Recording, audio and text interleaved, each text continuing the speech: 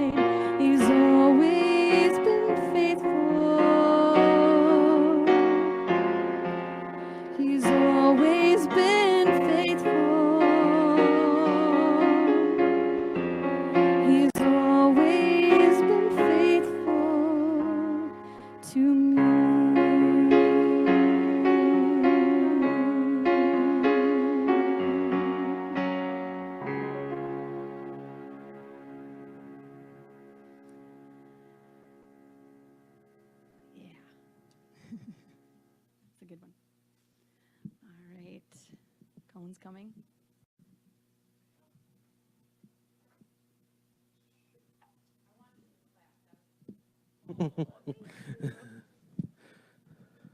It's a theme song of mine.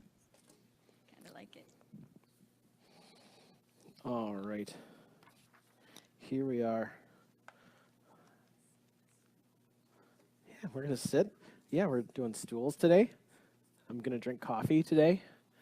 I need to fuel the brain as I'm kind of on the fly here, right? This is like an improv sermon, right? So Is it kind of like when you're substitute teaching? You love that challenge. it's true. Bring it. Although I very rarely have to actually teach anything when I do substitute teaching. It's usually press play or like, here's a worksheet. Worksheet. Or like, remember the worksheet you got? Do that now. Anyway, but no, we have lots of good questions here. And actually, I want to start with one that we got yesterday. So Janelle, I hope you're watching right now, because we're going to start with, because this is someone who live streams us regularly and has a hard time making it in to church because of kids. And yes, because kids. And but she was excited about today and sent in a question. So we're going to start it off with one that's real simple. There you go. It says, my question for tomorrow is, it starts off with this premise. Dr. Martin Luther King pushed for civil disobedience and nonviolence. And as a Christian and someone who supports the practice of civil disobedience, do you think he would support the kneeling of players for the national anthem? Is this something Christians should support? If the player believes it in their heart and in their best faith they are doing what's right, shouldn't we support them in their decision? I ask because I feel there is a large connection with beliefs and faith. Football season is quickly approaching, which a majority of Americans watch. I feel like it will be a large topic of discussion, and you ain't wrong. So, so yeah, I think that's worth talking about. Now, the premise of her question was, do you think Martin Luther King Jr. would be in favor of people kneeling during the national anthem in NFL football games?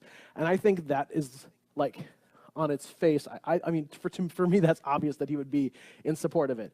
He led a bus boycott, which shut down a city for a week. He led lunch counter boycotts, and he also led marches that shut down major highways. And so making life less convenient for those who need to hear the hard truth of a civil rights battle, I think Dr. King would have always been on the side of those trying to speak for those who are voiceless. So for me, if Dr. King were here, that would be a no-brainer. But I think there's another layer beyond that, because someone could say, well, okay, well, even though Dr. King might think that, what should I think about it, right? That's harder. And just from a general, we have to remember that Dr. King was a Christian pastor, and so he came to his beliefs about how we interact in society because of his faith. And so there's a deeply rooted, there's a lot of layers going on there. The first thing I would say, and I saw a meme that felt deeply true, and I'm not going to quote it perfectly, and it's a meme, so take it for what it is. But but it said the Rosa Parks was not boycotting the bus, right? Mahatma Gandhi was not protesting food, and people who kneel for the national anthem are not protesting the flag. It has nothing to do with the flag itself. In fact, I mean, when I first heard about it, I couldn't even conceive a problem of it, because kneeling is actually a more reverent posture than standing. Right? People kneel to pray, right? So it only became an issue when people who were mostly white men who had no perspective on the problem of young black men being executed without a trial by police. They have no perspective on what the statement was behind why they were kneeling. And so they made it about the flag. The people who were kneeling never made it about the flag. They never made it about the sacrifice of soldiers. In fact, the reason why soldiers in the past have died for our freedom, so to speak, is so that men like these NFL players could express freedom of speech and kneel during the flag in a respectful, quiet way. And if in the interest of promoting a civic conversation about the place of black men in society and the ways that they are mistreated and by police with a very high rate, at a very high rate, they are more likely to be pulled over, more likely to be stopped, more likely to be arrested when they are stopped, and more likely to be to face violence at the hands of police when they're stopped. All these things, and it's racial, and to name that, these athletes have a public forum, and some people will say, take it out of the game. You know, we just came here to be entertained. You know, I think that's actually a really novel 21st century American concept, that we can just go to our entertainment and shut off the rest of the world for a little while. It's not fair to those who are living in a state of constant fear and injustice, and they don't get to shut that off on Sunday mornings or Sunday afternoons when the football game comes on. And it is within their right. It's within the rights of those athletes to put themselves out there. Yeah. Uh-huh. Mm-hmm. Mm-hmm. Mm-hmm.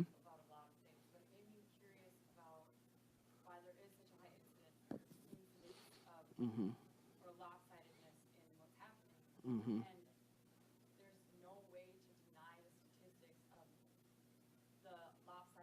Mm-hmm.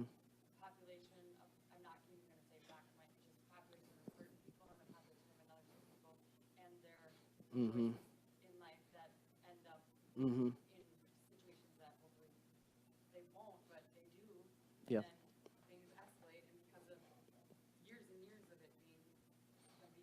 Mm-hmm. Right. Mm-hmm. Mm-hmm. Mm-hmm. Mm-hmm. Yep. Yeah.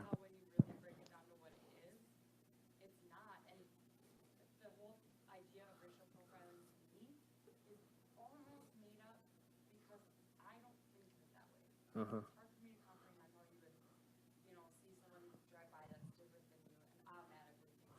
Mm-hmm. Mm-hmm. I totally hear you. Mm-hmm. Yeah. Yeah. Mm-hmm. Yeah. So, for those who are online and maybe couldn't hear the question, it was a follow-up on this topic, and it was basically, let me know if I'm summarizing this well, that the reality of violence of police against black men is just one symptom of a broader situation in our culture where racial minorities tend to have higher crime rates, higher rates of imprisonment, lower income, and less education, and all these things. And so let's look at the whole big thing, start to finish, rather than zeroing in on just this particular symptom of the broader racial problem. And that's a big one. One thing I would suggest regarding that question is to go back to the sermon series from last February, where we talked. We spent the entire month looking into the thoughts of Martin Luther King Jr. Week to week, and one of the big themes that came out of that month was the concept of institutional racism. That there's a racism that is especially baked into the culture here in the United States because our nation was built on the backs of slaves, and we never really dealt with that. Even though it no longer was legal to hold slaves, they never were placed back into a situation in society where they could at that time in history where they could hold their own. They went straight from being slaves to being indentured servants, which is the same thing. There's just an exchange of money, but it's still a subsistence living. And so we are still reaping the inheritance of that. Is my short answer. And I think my long answer would be found in that series on Martin Luther King from a while ago. But I don't want to get too deep in the weeds. We really could. Jenni has thought and reflected on this a lot Yeah. too. You have anything you want to add? No, just one thought statistics and studying and looking at all this stuff. I'm really not good at that. I think I like to read it and then I'm like, oh, wow. I like to look at it as a deeper thing. Like when I started looking at all these questions and things that were going on around me is that that everybody is important and valued in the eyes of God, and then therefore they should be important and valued in the eyes of us as Christians. And so I'm looking at the protesting and stuff deeper than just whatever is happening on the field. There's something louder happening, but it's like more subtle. Underneath the surface, there's something simmering, and that's what I want to draw my attention to as a Christian. So I'm not really concerned. The protesting, I guess, if there's riots and all that, that's obviously harmful and not great. But I think as a culture, we need to be asking bigger questions than, is this respectful or disrespectful? Did they do this correct or not? But like, why does he have to do it at all? What's the reason? Why does he feel like he's being treated unjustly? And that's what we need to listen to, I think. We need to look at the deeper reasons about what is happening. So that's where my brain goes is, okay, there's something going on here. Similar to my children, and when they act out and they're doing something, like, okay, this is really not about you wearing earrings today or not. It is actually, there's something bigger going on there. Just for example. You like, or up or whatever, like, okay, there's something going on there. Like, why do you need so much attention? What's happening in you that I need to take notice of? That's more than just the surface level of like, let's not just talk about makeup or no makeup. Let's talk about what's going on underneath the surface. So I think that's just one thing that I would keep aware of is like, yeah, there's statistics and things to back up whatever you want to even out there. But like, I think a greater thing would be to look deeper and actually pray for the eyes of God and to say like, what's really going on here? Because I think it's easy to get kind of on the surface level, get caught up in all the details. So that'd just be my thought, my 2 cents. Yep. And one last thing, this is a conversation we had just the other day. Throughout the Bible, to bring it back scripturally a little bit, there's, especially in the Old Testament, there's this prophetic tradition. So there are people who are prophets, and we hear that word different today than you did in the Old Testament. What a prophet's job in the Old Testament was to call out the powers that be, to name the problems in society, and to shout them out really loud for everyone to hear in ways that you couldn't ignore. So some prophets would sit in the town square and build a fire out of their own poop. All right, that's the thing that a real prophet did. All right? When someone does that, you stop and take notice, right? and you know why he did that? To say, this town is a flaming dung heap. That's why he did that. All right? So I'm sure that the people who were trying to sell items in the market that day would prefer he had not been there. But you better know they took notice of his message. And I would say that the prophetic tradition is something that through Jesus, who also acts in that way, speaking out against the Romans and the Pharisees, then invites all of us into. That we all have a job to speak out against our society when it's doing something wrong. And that means some people aren't going to like it. And it means we can disagree about it and still love one another in faith. We can come down on different sides on this and all these topics we're going to talk about today and still hold one another in deep Christian sacrificial love and care for one another. Like that's something that gets skipped over too often, and that some communities become very isolationist, and if you don't believe in X, Y, and Z just like me, I'm sorry you don't belong here. For me, the bottom line is always love. I'm here because I'm committed to love all of you, and we can deal with our differences. And I think we need to bring that into the larger conversation in our country too, to even amidst these disagreements that seem deeply personal to say, but I still respect your humanity enough to care for you and to listen to you, and then to open up the dialogue rather than to shut it off because it's not what we want to hear. There are. I know, that was a big question. and not unimportant. So some of these will be quicker. So this one, it says, is there a recommended order to read the Bible through? And someone said, I'd love to do it someday, but but maybe not from the book of Genesis. Because here's what happens to a lot of people. They start in Genesis, and that book is pretty interesting, right? There's the creation stuff and the Noah stuff. There's all the Joseph stuff, and it ends up in Egypt. And then there's Exodus, and the great story of Moses and the parting of the Red Sea and the Ten Commandments. And then toward the end of Exodus, they wander into the desert, and then there's some strange things that happen.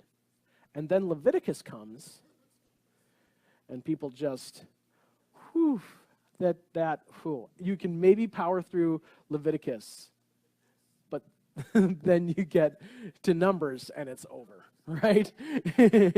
And so it's a really valid question. There's a few different assumptions going on in this question. One is, do you need to read the whole Bible through? It couldn't hurt you, but I'm going to say don't feel bad if you never do. All right, because some of that stuff in the Old Testament you're really caught in the weeds for that, in some of that stuff, and it's really hard to sift through if you aren't reading it through with someone who is helping you parse through the tricky stuff. The author and speaker who I enjoy, named Rob Bell, who has put out an audio series that walks through the first 10 chapters of Leviticus, right? So if you really want to do that, that would be a great way to go about it. So there's that. Another thing that I would say is that there are lots of different starting points for the Bible. Something that people often say is read the book of John first, because a lot of the stories and the ways of thinking about Jesus are more familiar to us. That's not necessarily true for everybody. Also, some of the our Bible as we have it is not in chronological order. So if you wanted to get it in chronological order, there are Bibles you can buy that are written from the beginning, the first book that was written, telling the story all the way to the last book that was written. So there's that you could do too. So there isn't one right way. And I think it could almost be trying out different genres of book, because you've got so many different genres in there too. You've got poetry, and you've got histories, and you've got all kinds of mythical language too, and so you have to come at it from different angles. For example, it doesn't do you any good to power through the book of Proverbs, because it's all these 2-line snippets, and so if you just sit down and read them all, you will remember none of them. So what some people do, there's actually 31 books of Proverbs, 31 chapters in Proverbs, so you can read a chapter of Proverbs every day and cycle it through month over month until they start getting embedded in you. Now, the funny thing about Proverbs is it's super linear, black and white statements real often, and so sometimes one proverb will say one thing and another one will say the exact opposite. And that's part of the point, is to live in that tension between them. And so that's part of what I want to invite you to do as you read the Bible. Don't force yourself to read through it in a year. Some churches are really big at reading through the Bible cover to cover every January to December. The thing is, if you do that, usually, unless that's just your pace of reading, and most people it isn't, it's not going to stick. It's a lot better to read it in ways that you can hang on to. Jen, do you have any thoughts? No, I would just add that it's a very complicated book. And I was just telling Cullen on the way here today that I'm actually very fortunate that I went to a Bible college for my training. And I was kind of forced to take Bible classes. And my eyes were so open to the fact that it was so much more complicated than I ever could imagine, and that to treat it with care and respect about people that have studied, the ancient cultures and how to read it is just as important as actually reading the Bible. So I would say it's almost meant to be read collectively. So some of us grew up maybe with an idea of we'll just take our Bible and all the answers are in there and you just lock yourself in a room, and if you can read it, you will unlock the mysteries of God. That ain't true. I don't think it's true, because I think it can be misread and misinterpreted if you're not really skilled in how to actually read it. So I would say a word of caution is, I don't personally believe that you can just lock yourself away and God will reveal to you the wisdom of the universe through the scriptures. It's stories and it's collective writings of people of God and the story of God. And there's a bigger narrative going on there, which you can't really discover unless you've been trained or go to school or whatever. But that's why you talk to people that actually are skilled about it, or read commentaries of people that can break it down. So I guess that would be my short answer too, would be it's really complicated. And so you can read it, and I think God can give you some wisdom out of there, but I think there's something way deeper that you can get if you dive deeper with someone or in a community, because most scripture was written to be read together. So you like experience in community, which is so different than our culture now, is very individualistic. So that'd be something I would just add. Good stuff. All right, we're going to keep moving on. Yep, these two go together. Yep. Go ahead, Jen. You lead off on this one. Yeah, I like these ones. Okay, advice on how to forgive yourself. It's easy to forgive others, but myself. And the second question was, how do you overcome feelings of unworthiness? So very similar questions. Yeah, Deeply related. it's a big one. I can start? Yeah. Okay, good. I've been dealing with this a lot the last year or so, I guess, on and off. That's hard. I think we all deal with that. I think that's a very good question. I guess I can speak out of my experience, would be, and I don't have it figured out, not at all. But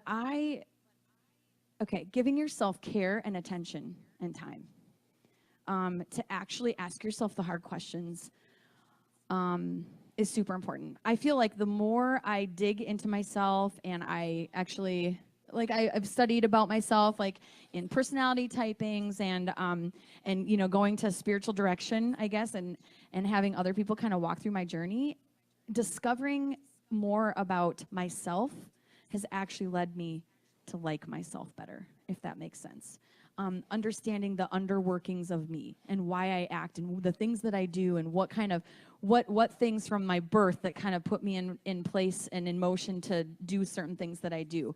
I think that, so self-discovery, I guess, self-work, if you've ever heard of inner work or self-work where you're actually trying to get to know yourself a little bit better. And I think we, again, tend to just go surface level. And someone asked me a long time ago when I was going to some counseling for a while, I was like, well, who are you? And then I would say, well, I'm Jenni Tanner. It's like, that's your name. And who are you? Well, I do this. I list my profession. I list my title as a wife. I list my role as a mother. But that actually isn't who I am inside. And so I guess I would say part of it is identifying who you are underneath the masks and the layers of the roles that you serve and the jobs that you hold and the things you do. When you start digging deeper into how you actually work, how do I love? How do I, where are my traps? What do I fall into? What is the cycle my mind always goes through? What are things? When I started digging deeper into that, I actually started to identify things in me that I really did like about myself. And then it was easier for me to say, wow, and God kind of made me this way. I think in recognizing that Christian piece of it is that God actually created you in the way he wanted you, exactly how he wanted you. And there are things that we deviate, I think, from how God would love to see us excel and blossom in those ways. And I think that once you can grasp that idea that you are who you are because God wanted you that way, it's a very hard concept to get, I think, because you just see all your shortcomings. But I think there's something there that Jesus instructed to love your neighbor as yourself. And we always talk about the neighbor part, but not the as yourself part, because I don't think we truly know how to love ourselves in our culture. And if we do say something nice about ourselves, we feel like it's prideful, or you don't want to tell your neighbor, I actually think I'm pretty good at this. I actually really like what I'm doing here, or whatever. I mean, yeah, there was one night at a women's Bible study that was the hardest night ever, and we said, name one thing you're good at or you like about yourself. And I'll tell you, that was the night none of us would talk for a while. It was like crickets chirping, because no one wanted to speak up, or no one had a nice thing to say about themselves. So there's a problem there. Okay, so I guess starting with inner work, I think, is super important, because I find when I know myself better, I actually feel like I know God better. And knowing God, of course, he doesn't want you to suffer in unworthiness. He created you for such a time as this. So I don't know. That's my... I think underneath all what you were just saying, there's just this fundamental, there's this fundamental brokenness in our understanding of what it means to be a self. We think of ourselves as I'm this isolated pocket of identity that's totally separate from everyone else. And so when I think about how could God love me because I did all this stuff, we think it's God's looking at each individual person down the row and saying, oh, worthy, worthy, not worthy, worthy, not worthy, and looking at each individual. But that's actually really new in human history to think of ourselves that way. We are the accumulation of the people and the culture around us. And so the things that you did, yes, you're responsible for them, but there's a reason you did them. And those reasons are called your mom, and your dad, and America, and Minnesota, and hot dish, and ice fishing, and whatever else cultural and connectional community things have come together to make you. And I believe that God is to be found in all those places. And so then to say, I am so deeply unworthy because I did this or that, or I feel this or that, is to say that this world that God made and knit together to make you is inherently bad and bringing you down. And it's not true. God is on your side, and God made a world that is on your side.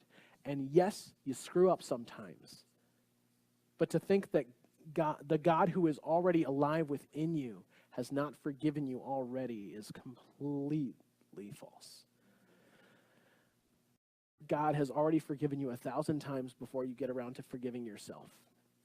And you can allow yourself that grace when you see yourself as part of something bigger than just you.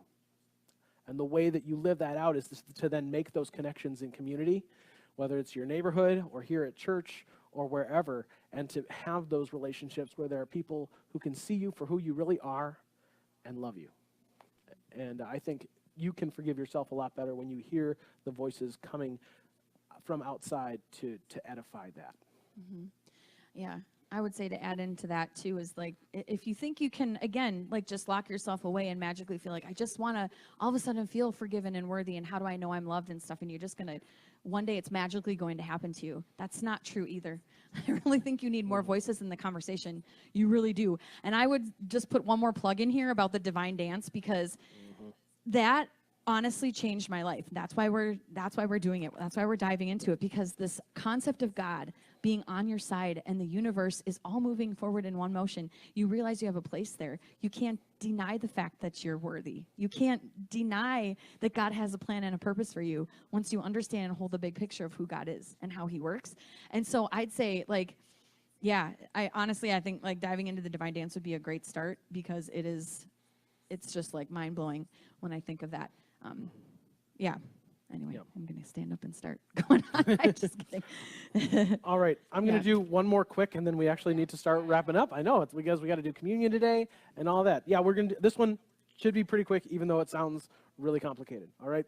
So if God knew all along that the law wouldn't work, and God always planned for Jesus to come and undo the law, why then go through the centuries of the law that was the Old Testament commands? Why do we need all those if Jesus was going to come? How does faith play a part back then? So, good question that I think might, even the point of the question might miss some folks. So just real quick. So the law is the Old Testament covenant that Jews in the Old Testament followed strictly, so as their way of getting to God and being in God's good graces.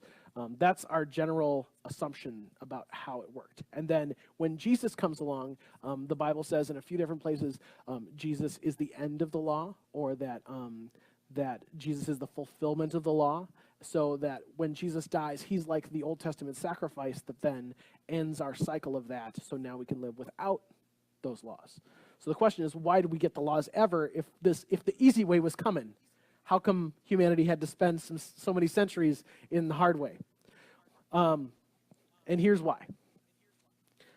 This is from Romans chapter 4, and it's talking about Abraham. And Abraham is the guy who was the first person of faith in the Bible. This is the first person who God called to, and Abraham responded. And it says, what then shall we say if Abraham, our forefather, discovered in this matter? if in fact Abraham was justified by works, so by following the law, he had something to boast about, but not before God. What does Scripture say? Scripture says, Abraham believed God, and it was credited to him as righteousness. And that word righteousness is actually, that's a very law-abiding kind of word. It's saying because Abraham believed, so because Abraham had faith, it was credited to him as someone who was a lawkeeper. So what the author of Romans is trying to say to us is that the mere act of faith is equivalent to being a lawkeeper. And when people kept the law in the Old Testament, it wasn't so that they could get God's grace. It was a result of God's grace. This is what a person of faith, this was what their life should look like. So it was a ought to, not a have to, if that makes sense. And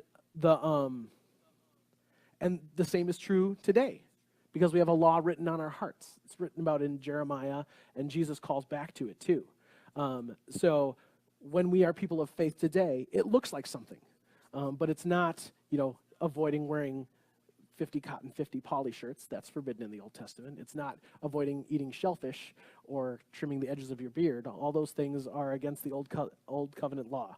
But today it looks like acting justly and loving mercy and walking humbly with God, right? They aren't have-tos of faith. They're natural byproducts. It's what grows out of you when you are a person of faith. So that's what I would say about that. Jenny has nothing to add. All right. I didn't take enough Bible classes for that one.